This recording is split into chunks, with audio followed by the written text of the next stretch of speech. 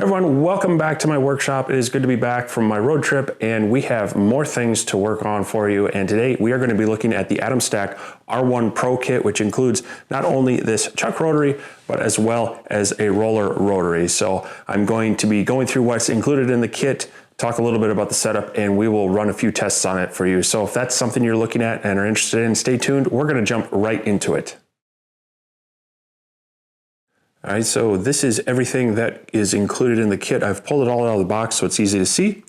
And so let's take a look really quickly. So starting over here, we do have the roller rotary, and this is actually adjustable. You can see the different points where you can bring those rollers closer together or apart. You do have the step remote over here that sticks up above these rollers, and so you can only run your item up to this, but they do include this little roller accessory that you can set quite a ways out if you've got the space to add support for something very long.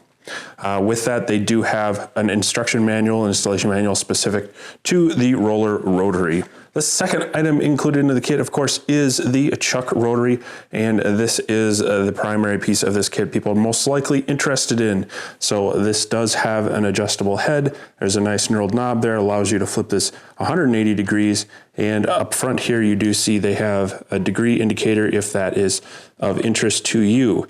This is easily adjustable by just spinning the knurled knob, which allows your jaw chucks to come out and back in.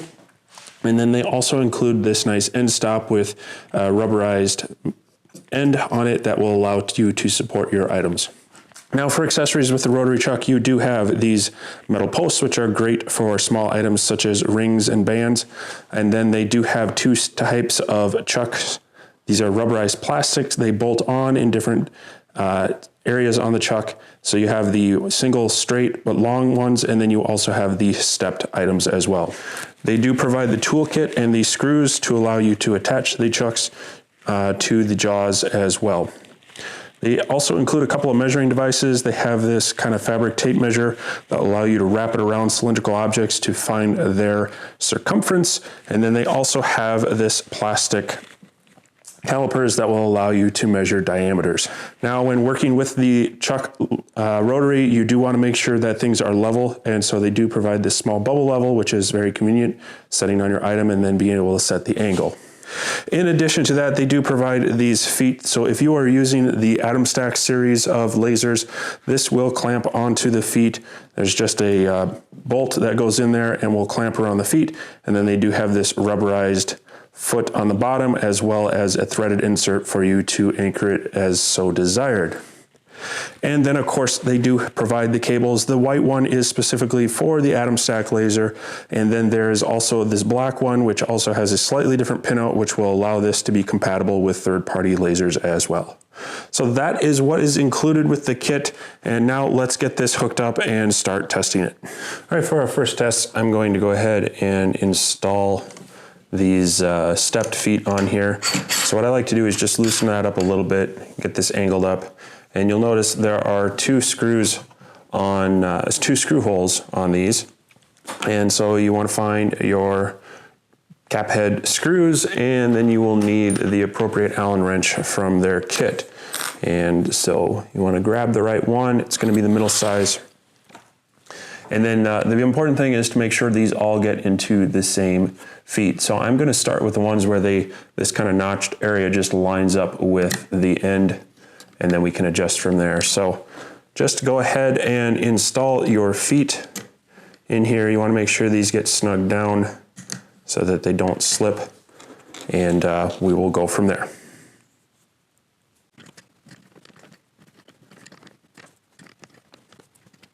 Okay, as you see, we've got them on, and now we can expand these out and in just by turning that. And so when you do get your item in here, the three jaws should help center the item and then clamp down on it. They do have just a little bit of give. They are kind of a rubberized plastic, so that should allow you to get a decent grab on there without being too aggressive.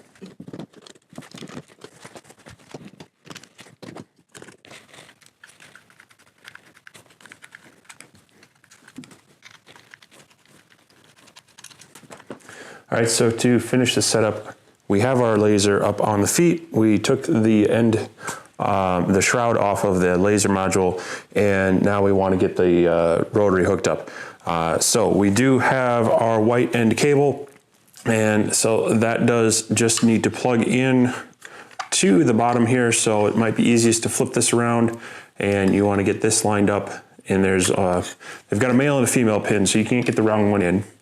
And then I'm going to go ahead and feed this through the bottom before we flip it on over, just to kind of keep the cable more out of the way. And then I'm going to tuck it under this rail as well, just to kind of help keep it out of the way. So when you have your chuck rotary in here, you do want it oriented with the stepper motor to the left here. Really, you should be able to just read the Atomstack maker. It should look normal. If you have it reversed, it's going to cause your images to come out backwards. So now that we have that set in there, we can simply just bring this cable underneath here. And all we need to do now is to unplug the cable from your stepper here on the side, and then plug that into the extension here. So once again, we just plug this in like that, and now that will prevent this from moving back and forth, and we'll send the control to here. Now let's go ahead and look in Lightburn as to what we need to do to get this set up right. All right, so in Lightburn, we do need to do a few things to set this up. So you want to be under your correct laser if you have more than one. So we are going to be working with the Atomstack 830 Pro. And then we need to enable our rotary. So there's a few different options to do that, but one of the easiest is up here. You will see this kind of spinny icon here with the two arrows. And if you click on that, that is going to bring up your rotary setup. Now, depending on which one we're working with, we need to change the style. So we're working with the chuck rotary right now, so you want to make sure that is set on chuck, and then we can enable the rotary, and we want to tell it is on the y-axis. Now, the important thing to note here is we do want to change the millimeters per rotation, and that's to calibrate the size of the image to the number of steps it takes to turn the rotary around. And so this, in this case, it is 160 millimeters per rotation. And then the next thing that we need to do each time we're changing an object is we actually need to tell it the size of the object. So this is something that you will need to pay attention to, either knowing the circumference or the diameter of your object. And so when we get into doing our tests, we're definitely going to come back in here and adjust this number. But the important thing for setting up the default options for this rotary is to make sure we've got this 160 millimeters per rotation. Once that is done, we can then, of course, hit test, and then that would run a test through our rotary, and it should go 100% around and then back. And so you can use that to kind of dial in your millimeters per rotation, but we're going to go with what the book says in this case, and that is 160. So let's go ahead and start setting up our first test object, and then we'll come back in here and set up our diameter circumference.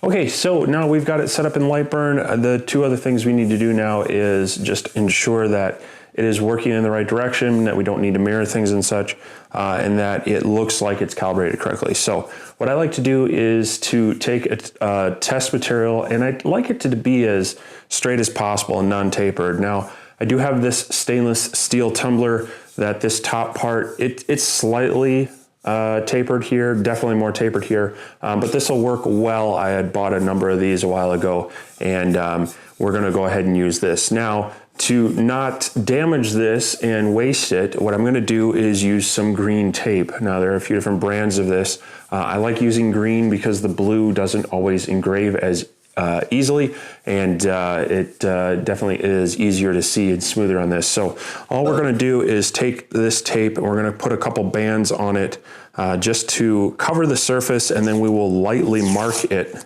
with the laser. So I'm going to go ahead and get this set up, and then I will show you how we make sure that it is set in there and aligned. All right, we've got the green tape on our cup, and it doesn't need to be overly straight or anything. We're just using it as a kind of a mask and kind of protecting the surface. So what we want to do now is we want to open up our chucks and get that pretty wide, and we may need to, we'll need to take off our end stop for this one. So we'll get this out of the way. What you want to do is get this in here to where it's going to get clamped around those outer ones, and then just kind of bring it in. And as it brings it in, it should be centering the cup. You want to be pushing forward on this to seat it on all 3 feet, and then just kind of tighten it up, finger tight, maybe just double check that it looks like it's round, and then snug it up. And so now it should be running fairly smooth, and we can start working with this. Next, we need to make sure that this is in line and parallel to our gantry, so let's go ahead and do that. So there are a number of ways to align this, and I'm just going to do the quick, short, one-off method here.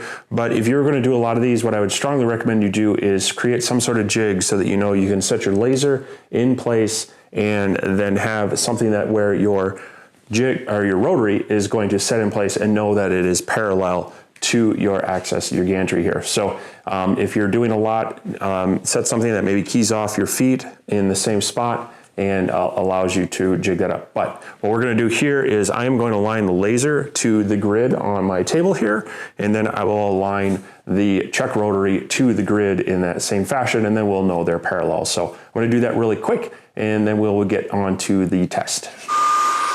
All right, so hopefully you can hear me over the fan of the laser. What I've done is I've dropped this down as low as I can, and I'm going into Lightburn and using the fire button in the move console, and that will temporarily turn this on, and I've got this turned on to just 0.25%, and so it's not going to do any damage to this. And all I'm gonna do is I'm going to turn the laser on, and I'm going to watch as I slowly move it over to ensure that it follows one of those lines. And it does look like it is. If not, you could bump it out and then just turn it back on and double check on the way over to see if you need to make any tweaks. So looks like we need to bring this edge up just a touch, and then that should be in line with one of our reference marks. So you could do this with a grid that you burn onto your wasteboard. In this case, I'm just using the grid that's on this cutting sheet. All right, and then with that in place, we can just bring this down here, and we can line up our rotary frame with one of these lines, and that should ensure that both are parallel. So next, what we want to do is we want to make sure that our object is level. So as you see here, it's not. It's actually a little high on this end. So that's where we were going to loosen this up. We will bump this up until it is level, and then we will lock that down in place. And that should ensure that once we set our focus here, that it's going to stay across at least this area. Now again, this is tapered down here, so if we were to move this, it's going to be more out of level. But as we look at it here, as a matter of fact, I took it a little too high. We'll bring it back down. As we put it there, now it's going to be fairly level in there. Again, this is slightly curved, but not so much that it's going to put it out of focus. So again, now I'm just going to double check that we're in alignment again. Now we should be good to start setting up the object. The only final thing we need to do is we need to set our focus. Now I'm using the stock tool, and so since we took the shroud off, instead of laying it flat like this, we want to set it on end. And then we're going to bring this over to here, and then we're going to simply just bring this down to where it sets on there, and just push that down a little bit. So I'm going to need to reset our level this way, like so. Again, we're going to make sure this is nice and snug so that stays, and then double check our alignment here. Now the only other thing is to make sure that this is going to be top dead center of our object. Again, this gantry is not going to move forward or back because the stepper is disabled, so the rotary is going to take care of that. So you can eyeball this and get that pretty close, and we should be good there. All right, now the thing that I should have done before getting this in there is I should have measured the circumference or the diameter. Luckily, I have another one just like it. So they include this soft tape measure here, and all you need to do is wrap this around and check your circumference. So you want to get this nice and tight, kind of in the center of where your engraving is going to be. And so then if we pull this tight, you can see here in millimeters, we are looking at, you want to make sure it's nice and level to get as accurate as you can. So we're looking at about 277 millimeters. So you want to go by, or actually no, 272, because this would be 27, this would be 270, this would be 275. So I'm going to call it 272, maybe 273. And that's the number we're going to input into Lightburn to get it set up for the proper circumference. All right, so we are going to come back into Lightburn. We're going to go back into our rotary setup. And this is where we're going to change that number. So down here on circumference, we want to go ahead and change this to 273 millimeters. That's going to automatically change your diameter, and that's where you could actually take either measurement. And we'll go ahead and hit OK. Now the other thing you want to double check is you want to make sure that you're running in current position. Since we don't have the limit switches on here, it's not going to know where home is, and so we want to set it up for current position. And then your job origin also is going to matter. So I like to put this in the upper left corner, which is actually going to be the top center of the object as we're looking at it. And that will help us orient and do some framing. So what I'd like to do first is we're just going to come up here and we are going to simply draw a square. I'm going to hold down Shift to make it uniform. And then we're going to actually change this to something standard. So I'm just going to go 25 millimeters. And then we are going to change our layers. I'm going to go ahead and put this on our line layer, and then I'm going to change our settings.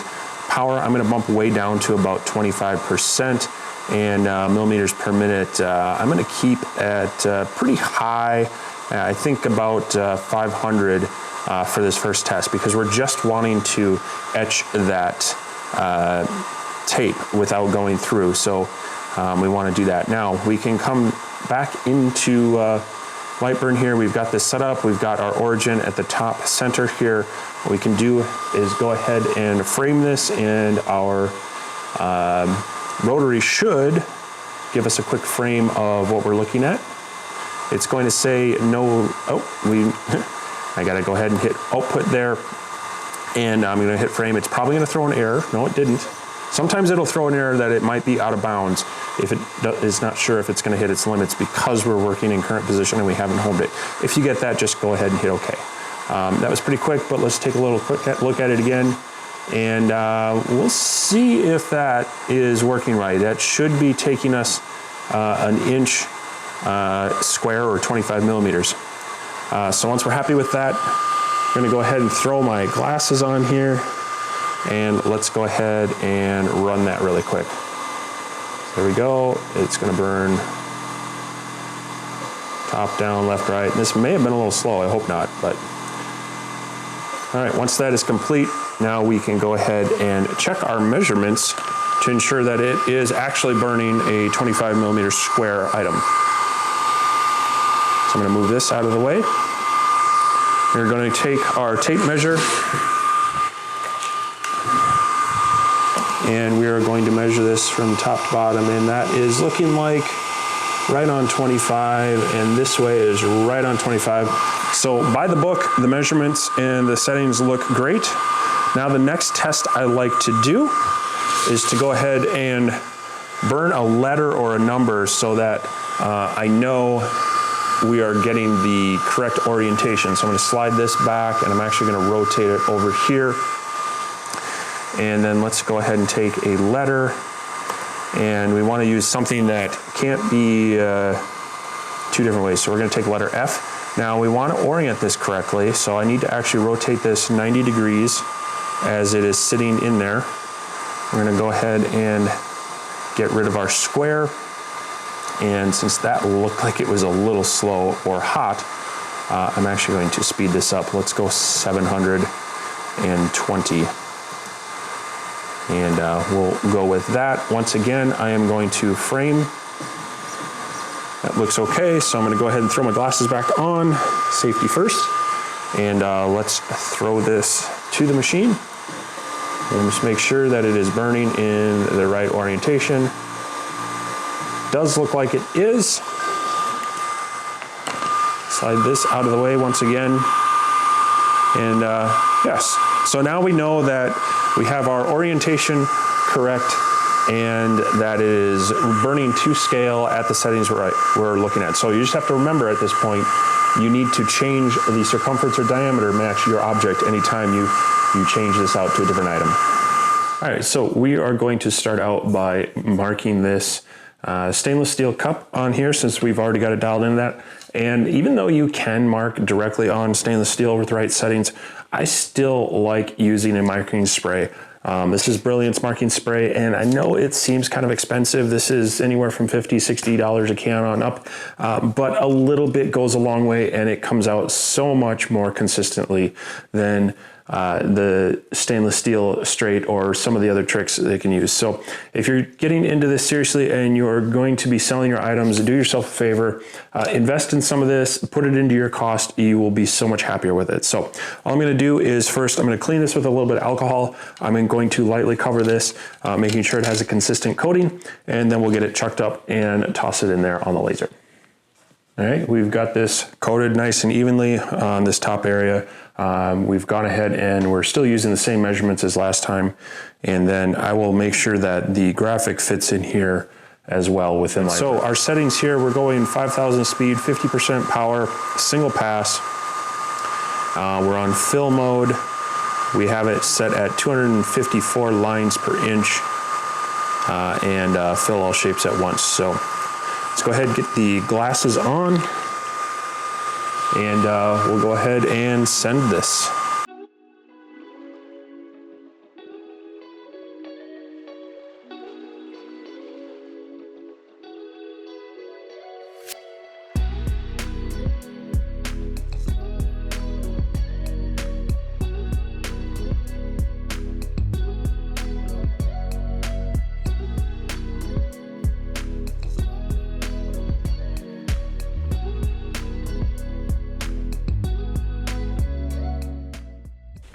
All right, that finished up. It only took about 4 minutes. So let's go ahead and pull this out of here.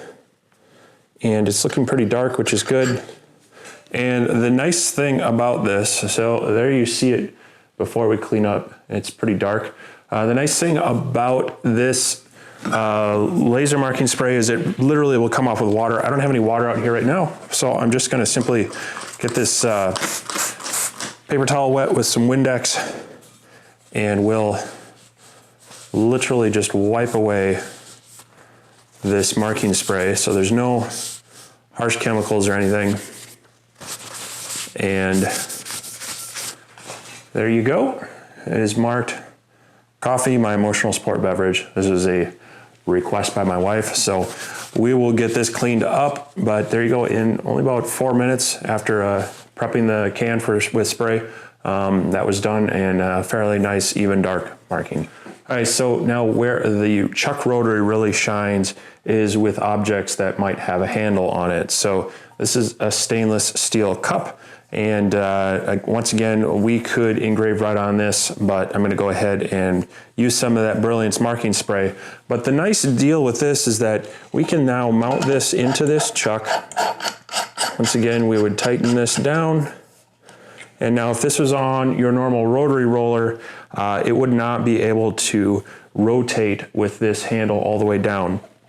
You would be able to maybe engrave part of it on this side as long as the handle didn't hit it. But with this, we could really go a good 180 degrees with this design and be able to work with it. Now, in the case where the handle was even bigger, you can actually rotate this around 180 degrees, elevate this up, maybe weight this side down, and then that handle can hang down even lower. So that is one of the real nice advantages to this. So let's go ahead and throw a design on here and get this etched as well.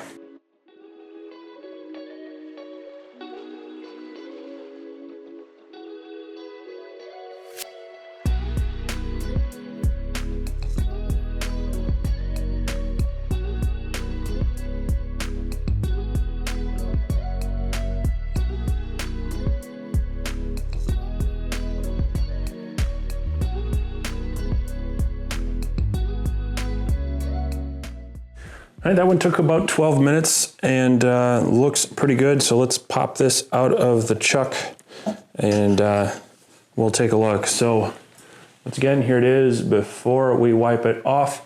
Again, this Brilliance marking spray just really wipes off with just, you know, water, and there you go. Still needs a little bit of cleaning, but once again, very dark contrast, pretty good quality there.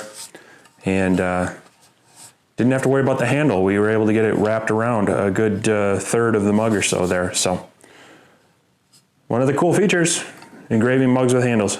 All right, so what I've done now is I've gone ahead and swapped out the jaws for the non-stepped ones. These are straight, and I've turned them so that the jaws are actually facing in rather than out.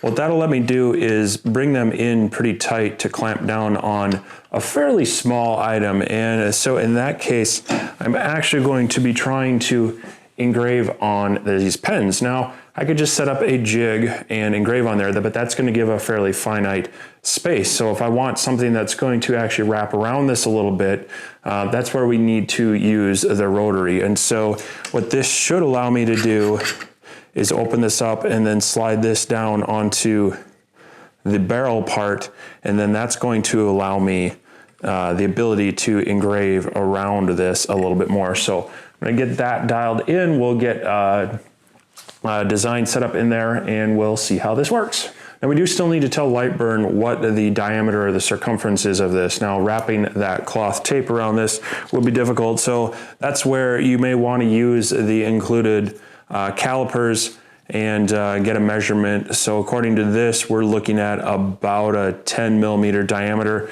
And these are work okay, but I would strongly recommend you pick up yourself a set of digital calipers that will give you a very exacting readout. And so we can bring this on here and switch from inches to millimeters. And here it's saying 10.07. So the other one will be pretty close, but if the more you get into those kind of half steps of millimeters, this plastic one is gonna, you know, have a little bit of variance there. And on something this small, that could mean a pretty big difference. So I'll leave a link down below to one of these that I like. They're not too expensive. Again, I would just strongly recommend picking that up as well.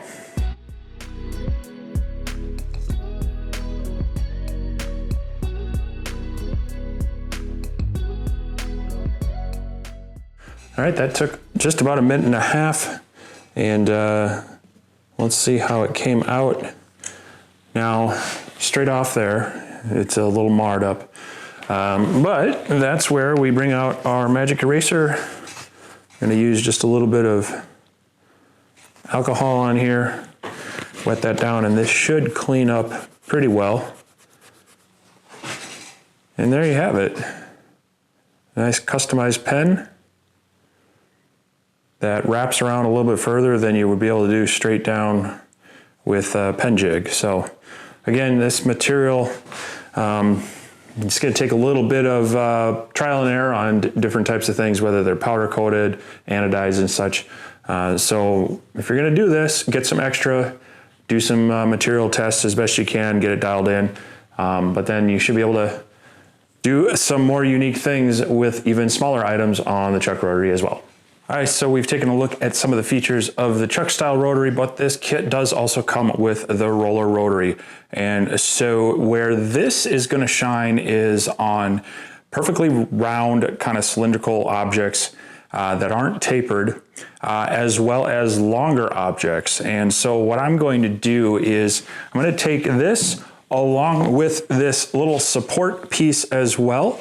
And we're going to work on engraving this long tube. Now, why would I engrave this tube? Well, this relates to my other hobby of model aviation. And so I store a lot of plans in these tubes, and then they tend to get stacked up, and you got to label them. So why not combine the two hobbies, laser engraving and model airplane?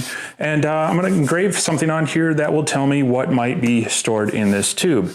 So this is something in practice where if you had, say, a baseball bat or a long pool cue, and you needed to do more than just a flat engraving on just a small part of it, this would allow you to get that rotation while supporting the far end. So I'm gonna get this set up and we will get the roller rotary set up in Lightburn and we'll give it a shot. All right, so I have plugged the wire in and just from previous playing around with this, this is adjustable up and down, but due to the low profile nature of this roller, I was finding that when I set the tube in there, I actually needed it to be up a little bit higher just to hit this at the lowest setting. So right here is about perfect. I've got this up on about 5/8, 3/4 inch of plywood stacked there, and now it should roll while that end is being supported over there. So we'll still need to get this focused, we'll need to get it aligned, but first let's jump into Lightburn. All right, so we are back in Lightburn and we need to go back into our rotary setup now. And here is where we need to change over to the roller. And so with this one, since it's turning the rollers and that rolls the surface of whatever object, we don't need to worry about the diameter of the object, but we do need to worry about the roller diameter. All right, so from the manual, it is telling us that we need to enable roller, we need to, the roller style, we need to enable rotary. We are on the y-axis and our millimeters per rotation needs to be changed to 50 and our roller diameter needs to be changed to 16 millimeters. Again, this down here isn't going to matter because it is just, as this rolls, it is going to roll the object that distance. And so we should be good to go with that. So now that we have these set up, let's go ahead and get everything focused and aligned and we'll engrave something on this tube.